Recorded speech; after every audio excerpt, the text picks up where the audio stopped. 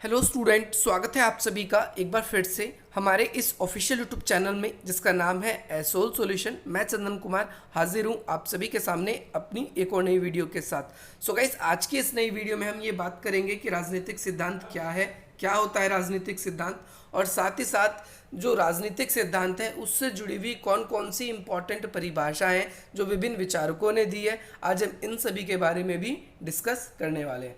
So guys, सबसे पहली बात, आप लोगों को कोई भी क्वेश्चन अगर आप कर रहे हो, चाहे आप ग्रेजुएशन के स्टूडेंट हो या पोस्ट ग्रेजुएशन के, तो आपको आंसर स्टार्ट करने टाइम पे सबसे पहले इंट्रो यानी परिचय लिखना होता है।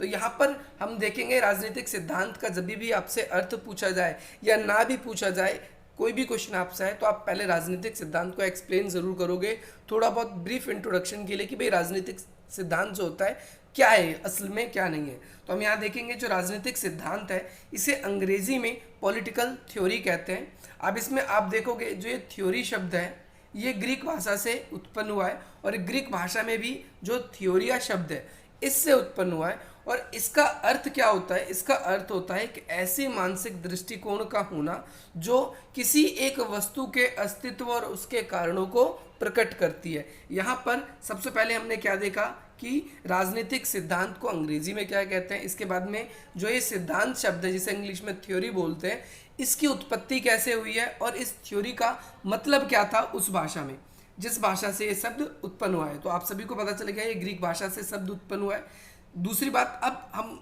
आज के समय में थ्योरी किसे कहते हैं, कौन सी एक थ्योरी होती है, या किसी को भी थ्योरी का दर्जा कब मिलता है? केवल अगर हम कोई भी एक विषय है उसके लक्षणों के बारे में बता देते हैं या उससे जुड़ा कोई सुझाव दे देते हैं तो सिर्फ वही सिद्धांत नहीं कहलाता। सिद्धांत के अंतर्गत कोई भी एक विषय जिसके ऊपर हम बात कर रहे हैं, जिसके बारे में हम बता रहे हैं, उसके अंदर एक लेखक की पूरी जो सोच होती है वो शामिल होती है।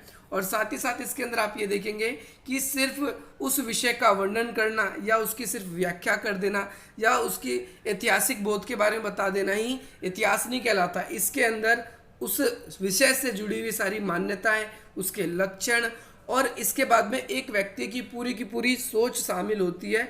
इसके बाद ही फिर ये सिद्धांत बन पाता है। जहाँ तक राजनीतिक सिद्धांत का प्रश्न है तो इसमें हम ये देखते हैं कि विभिन्न लेखकों ने अपने अपने ढंग से राजनीतिक सिद्धांत को परिभाषित करने की कोशिश की है। यहाँ पर अब हम इनकी परिभाषा के बारे में बात करेंगे कि राजनीतिक सिद्धांत की कौन कौन सी परिभाषा और कौन कौन से इंपॉर्टेंट लेखक जो है आप लोगों को लिखने हैं। यहाँ पर आप देखोगे एंड्रयू हैकर, ये सबसे इंपॉर्टेंट लेखक हैं, और इसके बाद में कुछ और भी मैंने आप लोगों के लिए लिखे हैं राइटर, उन्होंने क्या परिभाषा दी है यहाँ देखेंगे। एंड्रयू हैकर जी का कहना है कि राजनीतिक सिद्धांत में एक तो तथ्य और दूसरा मूल्य दोनों ही शामिल होते हैं।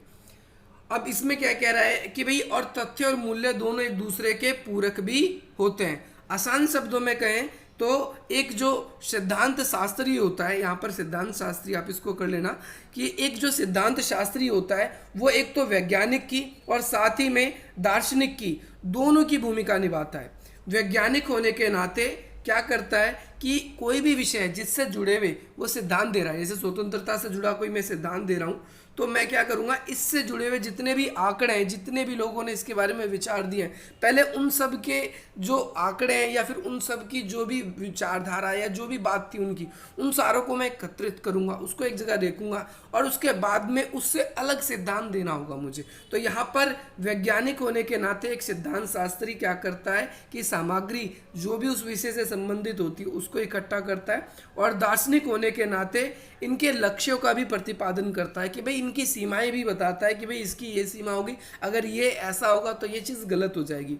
और इसमें आप देखोगे मैं जिन सिद्धांत शास्त्रियों का प्रतिपादन करता हूँ वह वैज्ञानिक, उनमें वैज्ञानिक तत्व कितना है और दार्शनिक तत्व कितना है ये उनके स्वभाव और रुचि पे डिपेंड करता है। यानी बहुत से ऐसे विचारक होते हैं जो अपने सिद्धांतों में आंकड़ों को नहीं रखना चाहते, वो सिर्फ बातों को रखना चाहते हैं, तो उनकी सोच के ऊपर डिपेंड करता है कि भाई उसमें दर्शन कितना मिलेगा। कई सिद्धांत शास्त्री ऐसे ऐसे सिद्धांत देते हैं, ऐसी ऐसी चीज़ें पढ़ते हैं जो, या ऐसी ऐसी चीज़ें बताते हैं जो सिर्फ आंकड़े उसमें कम हमें दिखाई देते हैं। तो आप इंपॉर्टेंटली अगर आप देखोगे तो यहाँ तक आपको पक्का याद रखना है एंड्रयू हैकर का कि भाई इनके अनुसार जो राजनीतिक सिद्धांत होता है उसमें तथ्य और मूल्य दोनों शामिल होते हैं, और जो एक सिद्धांत शास्त्री होता है वो क्या करता है, वैज्ञानिक और जो शास्त्रीय दार्शनिक है, उन दोनों की भूमिका निभाता है। वैज्ञानिक होने के नाते वो क्या करता है, डाटा इकट्ठा करता है, और दार्शनिक होने के नाते उनके लक्ष्यों का प्रतिपादन भी करता है।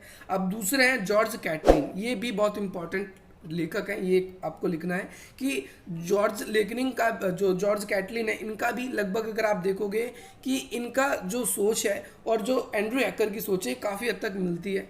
इन्होंने क्या बताया कि राजनीति को 3 वर्गों में विभाजित किया जाता है। सबसे पहला व्यवहार कला, राजदर्शन, और इसके बाद में राजविज्ञान।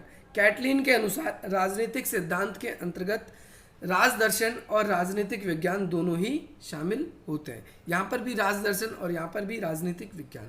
विज्ञान का मतलब यही है कि वो सबूत मांगता है, आंकड़े मांगता है, तो इनकी परिभाषा भी कई हद तक हम देखते हैं एंड्रू हैकर से मैच खाती है। इसके बाद में अगला हम देखेंगे तो अगले है आपके जॉन प्लेजमेंज।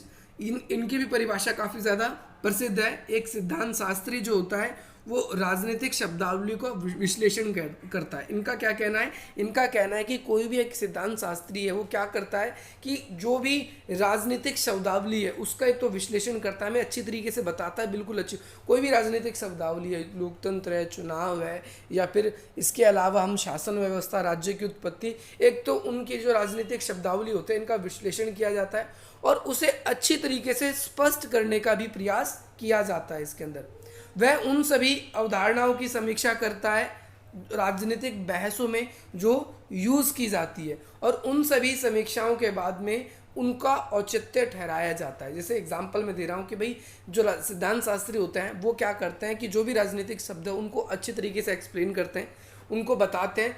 एक्सप्लेन करने के बाद में उनकी जो भी अवधारणा है उसकी सच्चाई बुराई जो भी चीज़ है वो आपके सामने रखते हैं। ये बहस के दौरान में प्रयोग में आती है और उनकी समीक्षा के बाद में उनका औचित्य प्रकट करते हैं, यानी क्या ठीक है क्या नहीं, निष्कर्ष जिसे बोलते हैं हम, उनका औचित्य प्रकट करते हैं। आसान शब्दों में अगर हम कहें तो सिद्धांत शास्त्री केवल समीक्षा ही नहीं करता, वह एक खास मूल्य जैसे स्वतंत्रता, समानता, अधिकार, इनके प्रति अपनी जो गहरी निष्ठा होती है वो भी रखता है। अंत में हम ये कह सकते हैं कि वर्तमान युग में एक विचारक है जिनका नाम है डेविड हेल्ड। ये याद रखना है आपको कि इन्होंने क्या किया है कि भाई डेविड हेल्ड ने राजनीतिक सिद्धांत को राजनीतिक जीवन से जुड़ी हुई अवधारणाओं को माना है। इन्होंने क्या कहा है कि राजनीतिक सिद्धांत क्या है कि जो राजनीति से जुड़ी हुई जो अवधारणा है उन वही चीज़ें राजनीतिक सिद्धांत है। इनका कहना है इसमें शासन, राज्य, समाज की प्रकृति, लक्ष्य और मनुष्य की क्षमताओं का विवरण हमें मिलता है। ये किनका कहना है, ये कहना है डेविड हेल्ड जी का कहना है। उन्होंने अपने एक प्रसिद्ध ग्रंथ में राजनीतिक सिद्धांत और आधुनिक राज्य, ये ग्रंथ का नाम है, में इन अवधारणाओं का प्रकाश डाला है और इनमें इन्होंने ये भी बताया कि भाई जो शासक वर्ग है वो राज्य की वैधता, राज्य की समस्या, राज्य की उदार, राज्य की शासन व्यवस्था, राज्य के अंदर नागरिकता, स्वयंप्रभुत्ता, इन सभी की रक्षा करने का भी कार्य करता है।